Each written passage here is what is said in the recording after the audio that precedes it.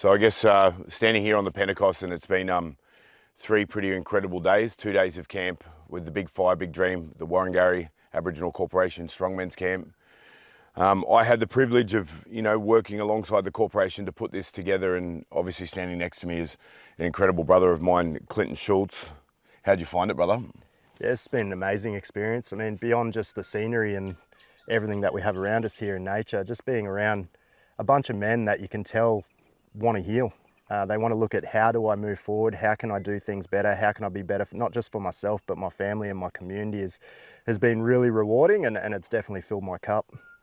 I think as Aboriginal men, for the both of us, who have respectively, gone through our own law processes, but we talk about healing, and I think one of the biggest things coming across to the East Kimberley is making the word healing a normal concept and making it a safe concept for Aboriginal men to talk about. No, this was incredibly healing for me to come to an event like this, and normalising the safety of that conversation. And I mean, you did it incredibly well. You articulate our practices of healing in a really cultural setting, but in a really simplified setting. Yeah, thanks, brother. I think, we're surrounded by deficit discourse all the time, particularly as men. All we ever hear is negative spoken about us and to us. And so sometimes we have to be looking at, how do we make it more strength-based? How do we flip the script and make things more positive focused, and be able to provide that environment where men can actually see some positivity about themselves to help build on their strong positive sense of identity and self, which makes them better people, not just back home in their communities and with their families, but better people just in general, being able to go to work, being able to help out in community, doing all those things that we know that we've always traditionally filled the role of as men. One of the biggest things for me, I reflect on it, is in the beginning of this conversation, which was 9 months ago at the Strongmen's Forum that we had last year, when the moment that finished, we started talking about this conference, and there were so many people that said to me, it's not possible to do it out on country. And, so as one of the facilitators and organisers of it, to be able to sit back and reflect and watch, 56 men congregate out on Balangara country together, there was this incredible sense of pride, because what I've done is prove those that doubted it. And obviously you have been fortunate enough to join us and be part of it. How important is this around the country, for Aboriginal men to come together and on country do these things? Yeah, in my opinion, this work has to be done on country. Country does half the healing for us. Sometimes I think people believe that we just come out here and we're just camping and we're not actually doing any work, that we're not actually doing any healing.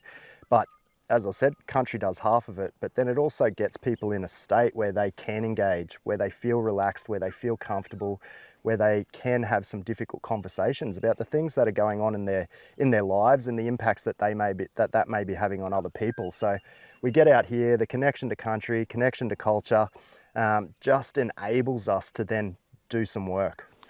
One of the biggest things is, obviously you talk about that, is that people look at it and go, how are they just going bush? How is that healing? But the reality is, as you said, the country will heal us. And for many of these men, they actually do not fully comprehend yet the healing process that they've gone through just by sitting around the fire with other men, just by laughing out aloud. For so many of our men, they come from incredibly tough environments back at home. And so the sound of laughter is not normalised. And so to be able to bring laughter back and echo it across Balangara country all the way back up to Mirong country is a pretty powerful narrative. And that song, is something that they'll remember. Even these symbols, that, our brother Spirit Bird, who's a brother of both of us, wasn't able to make it, but, gave us this. This became a central part of our narrative about, that number 7 is a hunting boomerang. It's a symbol of the warrior, and they get to walk away with that. How important is a symbol for men?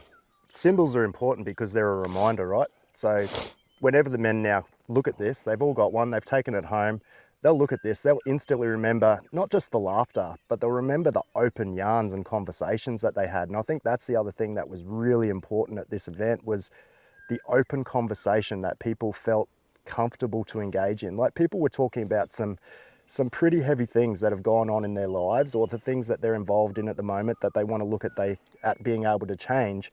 And you would not be able to shift that and get them to actually talk about those things sitting in an office.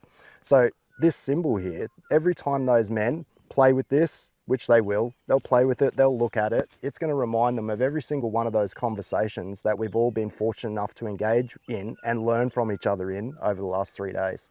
Big fire, big dream. It, you know, I spoke about it at the very beginning of this conference, that it came from my grandfather. It came as a Gulga Yaranji teaching from, you know, that I was a broken young man, and everyone told me how broken I was and how beyond repair I was. And my grandfather was the first person that said to me, don't ever lose that anger, that rage, that aggression, but learn to nurture it and turn it into something that can feed a community. Like, so his analogy was, you know, a fire, if you put petrol on it, will explode, burn everything around you, or you can learn to put what wood on it and it will keep the whole community warm. Big fire, big dream. How important is a fire? How important is a dream? I think fires have been central to a lot of our ways of thinking across time, but also our ways of healing, right? Like, we heal country with fire. So sometimes we get caught up in Western ideologies that only see fire as destructive because it's been used in destructive ways, but fire is actually cleansing. Fire actually helps us to bring around new beginning. You know, all the shoots that we see around us, they come through fire. And so when we can sit around and we can sit around that fire and flip the script from being one around negativity to positivity, it's about how do we actually grow this fire so that it can regenerate, rejuvenate, hope, joy, aspiration for all these fellas that are fortunate enough to have spent the last 3 days with. As a psychologist, as a professor of, you know, as a doctor, you know, you see not just the cultural aspect, but also the clinical aspect. How important is it to be able to articulate into a term for our mob to see that psychology terms are important? Yeah, for me, this is cultural responsiveness in practice. You know, we like to use these fancy terms when we're sitting in town, but this is cultural responsiveness in practice, because it has done exactly that, right? It's allowed us to talk about some psychological paradigms in a way and in an environment and setting that is comfortable for men to actually engage and enables them to actually understand what we're talking about and relate it to themselves and their own journey, their own story. Absolutely. Brother, we've been doing this work together for, you know, probably near on 20 years. I hope we get another 20 more years. Definitely. Love you, brother. Yalu.